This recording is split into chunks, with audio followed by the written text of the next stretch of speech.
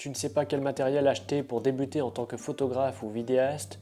Aujourd'hui, je te présente tout le matériel que j'utilise depuis plusieurs mois, voire même plusieurs années pour certains. Je me présente si tu ne me connais pas encore, je m'appelle Malo, je suis passionné d'audiovisuel depuis que je suis tout petit, j'ai créé mon entreprise Zoomalo Productions, je réalise des films courts sur la nature, des vidéos cinématiques dans le thème nautique, des films promotionnels d'entreprise. Tu trouveras tous mes contacts dans la description de cette vidéo.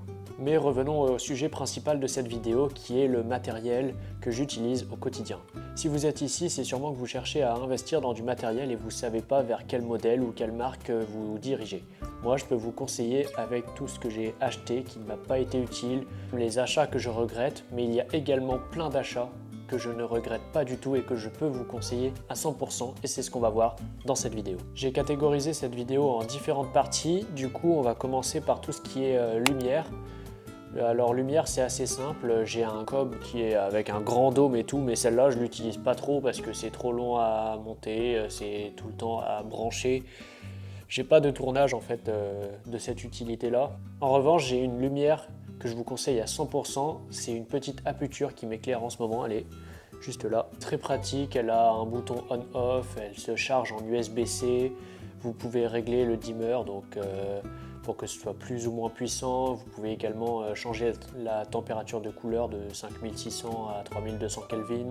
Vous avez également un bouton boost pour booster plus la luminosité. Elle peut être utilisée pendant qu'elle charge et surtout son principal avantage c'est qu'elle peut être mise dans le sac, dans une poche, partout. Franchement c'est pépite. On passe maintenant à la deuxième catégorie qui est les caméras. En première partie, nous avons l'Osmo Action 4 que j'ai eu pour mes 18 ans en octobre 2023. J'ai donc pas eu beaucoup de tournages où j'ai eu la nécessité de l'utiliser, mais en tout cas ce que je peux vous dire c'est que c'est très pratique. Je l'ai utilisé que ce soit dans l'eau de mer, que sur la poitrine là, sur le toit de la voiture avec un aimant, plein de choses différentes. Je vais encore tester plein de choses parce que je vais sûrement aller au ski et donc je pourrais mettre sur le casque du ski et ça c'est franchement très pratique. Moi au départ j'avais besoin de cette caméra parce que je filme dans tout ce qui est nautique et j'avais besoin d'une caméra étanche et la caméra qui va venir juste après n'est pas étanche. Dans les modes intéressants sur cette caméra, il y a tous les modes de stabilisation qui sont super. Un mode aussi où si vous penchez votre caméra, l'horizon reste droit. Il me semble que le mode il s'appelle Horizon Balancing ou un truc dans le genre. Moi ce qui m'intéressait beaucoup c'était l'étanchéité. Un autre truc c'est la cage en un seul clip, on peut mettre en mode vertical et ça c'était quelque chose de très appréciable pour moi pour faire du contenu pour mon compte Instagram. J'ai également été surpris de la qualité en basse lumière qui est franchement géniale. Les caméras d'action sont plus réputées en haute lumière et avec leur stabilisation.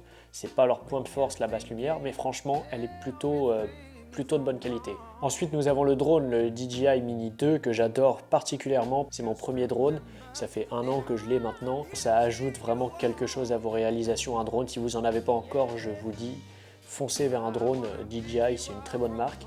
Toute la collection Mini, je vous la conseille à fond et je vous conseille d'ailleurs de partir vers les drones à partir du Mini 3. Il y a la fonction verticale, la nacelle du drone se met en mode vertical pour pouvoir filmer sur tout ce qui est réseau. Après, si c'est pas nécessaire pour vous, vous pouvez passer sur le Mini 2 qui sera du coup moins cher. Ce qui est vraiment génial avec ces petits drones, c'est qu'ils font 249 grammes. C'est la principale fonction des drones mini de DJI, c'est qu'ils sont en dessous la législation drone, donc vous pouvez voler à beaucoup plus d'endroits, pas besoin de passer le permis drone.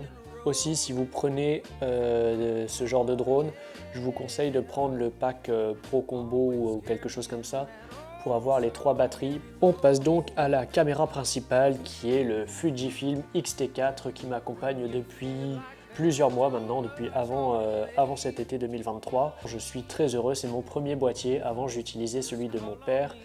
Ce que je vous conseille quand vous achetez du matériel, j'ai oublié de vous le dire en début de vidéo, il faut vous faire un cahier des charges, le prix, l'ergonomie, la beauté de l'objet, ses fonctions, comment vous allez l'utiliser, bref, plein de choses comme ça. Certains vous allez les éliminer, d'autres vous allez les prendre. Par exemple, quand j'ai choisi ce boîtier, ce qui était important pour moi, c'était la 4K 120, la 1080 à 240 images secondes, l'écran qui se retourne parce que là, comme j'ai pas de moniteur externe pour l'instant, ça me permet de voir ce que je filme. Aussi une bonne montée en ISO, c'était un critère. Il y a plein d'autres choses que j'ai découvert, par exemple le double slot SD, c'est vraiment pratique. Moi aussi, j'aime beaucoup tout ce qui est beau et esthétique. Il fallait que mon boîtier me plaise et l'ergonomie me plaise pour que je sois heureux d'avoir ce boîtier. Et il y avait d'autres boîtiers qui correspondaient à tous ces critères-là, sauf à la beauté. Et je sentais que j'allais me lasser au bout de quelques mois d'utilisation avec ce boîtier. Et ça, pour moi, c'était juste impossible d'acheter un boîtier cher et au final le trouver moche au bout de quelques mois. Faites votre propre cahier des charges, vos besoins, les choses qui ne sont pas vraiment utiles pour vous. Ne vous dites pas « Ah oui, ça vient de sortir, tout ça, c'est trop bien, ça, c'est pas grave, le XT4, il a plusieurs années, il fonctionne très très bien. Hein. » Catégorie suivante, le stabilisateur. Personnellement, j'ai le DJI RS2 que je vous conseille à 100% si vous voulez faire des tournages assez posés, qui demandent un petit peu de temps pour le montage, qui prend un peu de poids, qui a besoin d'un sac assez grand. Sinon, pour tout ce qui est run and gun ou des choses comme ça, je vous conseille plutôt le RS3 Mini qui est moins encombrant. Franchement, j'adore la qualité de chez DJI. Comme vous pouvez le voir là, pour le cirque, c'est très utile. Et puis je suis resté pendant 2 heures de spectacle de cirque à l'utiliser. Franchement, je le trouve génial et je vous le conseille à 100% si vous en avez besoin. Passons à l'avant-dernière catégorie qui est la catégorie montage, en commençant par la souris, la Logitech MX Master 3 sans fil, donc c'est pratique. Il y a des gens qui pourraient dire ouais mais le sans fil ça fonctionne peut-être pas très bien. Il y a 10 ans oui, mais maintenant ça fonctionne très bien. Elle est très ergonomique, franchement elle est géniale à utiliser. Elle tient 70 jours d'autonomie. Niveau charge en USB-C, vous êtes tranquille, vous n'aurez pas beaucoup à utiliser votre câble. Je l'ai fait tomber quelques fois, elle est hyper solide. Ça m'est jamais arrivé d'avoir de latence avec mon ordinateur, aucun problème là-dessus. 5 boutons personnalisables, le clic gauche, le clic droit, le clic supérieur, 2 petits clics latéraux avec le pouce. Elle existe aussi pour les gauchers il me semble. À vérifier, je suis pas sûr. Elle a 2 molettes, donc la molette principale qui peut être mise en roue libre ou alors avec un petit cran. Et il y a aussi la molette latérale qui, moi, m'est très utile en montage pour me déplacer dans la timeline. Donc franchement, si vous avez besoin d'une souris et que les câbles vous embêtent, je vous la conseille à 100%. On passe maintenant au casque. Un casque que j'adore parce que c'est le Beyerdynamic DT770 Pro en version 80 ohms.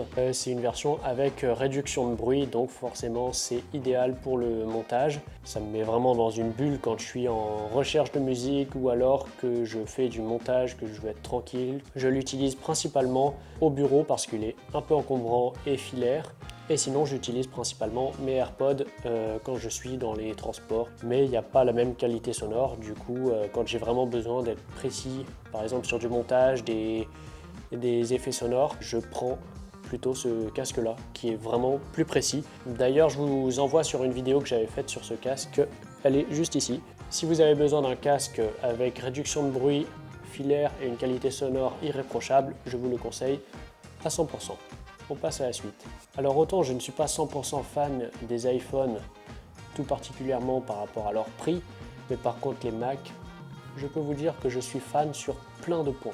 D'accord, ils peuvent être chers, mais franchement c'est vraiment des bêtes quoi. Et au final, je trouve que d'autres marques peuvent arriver dans les mêmes prix. La seule chose que je trouve un peu exagérée, c'est le prix des accessoires qui peuvent arriver dans les 60, 80, 100 euros et tout ça. Donnez-moi votre avis dans les commentaires sur Mac, PC, iPhone, Android, tout ça. Personnellement, j'utilise le MacBook Pro M1 Pro. Franchement, la qualité, le design, tout ça. Et il a les performances surtout. Avant, j'avais un autre ordinateur, mais dès que je me mettais à faire du montage, je ne pouvais pas faire d'autres tâches en même temps, il commençait à souffler. Donc bref, je suis parti sur cet ordi, j'ai pris du haut de gamme, je savais que ça allait durer longtemps. C'est donc pour toutes ces performances qu'il n'y avait pas sur mon ancien ordinateur que j'ai choisi ce Mac. Mais c'était aussi pour 2 choses qui sont des prises.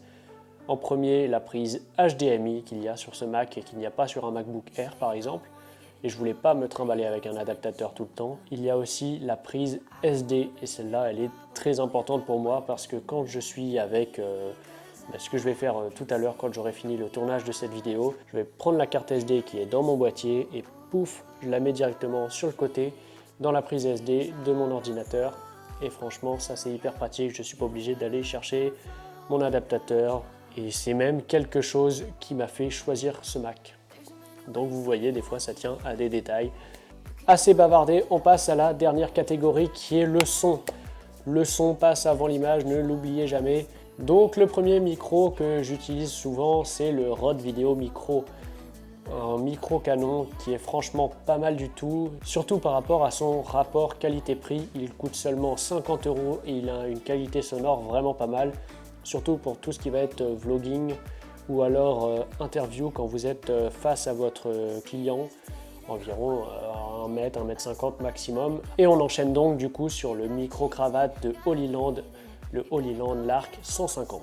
Ce sont donc des micros HF, donc micro haute fréquence, qui sont donc sans fil. Il y a donc 2 émetteurs et un récepteur qui se place sur votre caméra et 2 émetteurs qui se placent sur les personnes que vous êtes en train de filmer, qui prennent le son, ce qui est pratique pour faire par exemple une interview entre 2 personnes qui sont en train de se parler. Les émetteurs et le récepteur sont placés dans une petite boîte qui permettent d'être stockés et chargés. Tout le matos que je vous ai présenté se recharge en USB-C et ça c'est vraiment pratique, ça permet d'avoir un seul câble. Ce micro a plusieurs avantages, il est fourni avec des petites bonnettes qui peuvent être mises dessus, pluguées. Il y a aussi des micros lavaliers qui peuvent être mis dessus, j'en ai un là, avec une distance de fil de 1 mètre. Il y en a un donc pour chaque émetteur et ça permet d'être encore plus discret. Vous mettez l'émetteur dans votre poche, c'est vraiment très pratique parce que vous pouvez être loin de votre caméra ou alors vous retournez, bouger comme ça, on voit rien, le son reste le même, mais franchement je vous conseille à 100% ce genre de micro et même celui-là en particulier. Bon, évidemment, je recommande à 100% tout ce que je viens de vous présenter. Ce qui est très important, c'est que vous trouviez le matos qui vous convient à vous et rien qu'à vous, parce que chaque matos est fait pour chaque utilisation et chaque personne qui l'utilise. Bien évidemment, je réponds à toutes vos questions en commentaire, que ce soit sur le matos, lequel acheter, tout ça. Et si vous voulez plus de conversations, allez même sur Instagram, je mets tous les liens en description de tous mes contacts. En tout cas, si vous êtes toujours ici, ça veut dire que la vidéo vous a plu. Je vous en remercie beaucoup d'être resté jusqu'à la fin. Moi, je vous dis à la prochaine. La bise!